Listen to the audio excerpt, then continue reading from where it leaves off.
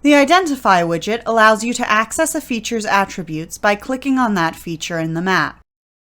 To use the Identify widget, simply left-click on the map. You can also right-click and select Identify here.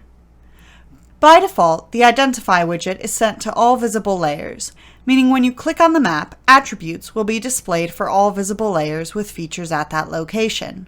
If you've clicked on an area with multiple layers visible, the Identify pop-up will have arrows to flip through the layers and examine the attributes for each. If you only want to see attributes for one visible layer, open the widget and select the desired layer from the drop-down. Take some time getting acquainted with the Identify widget by exploring different features and seeing what information is available.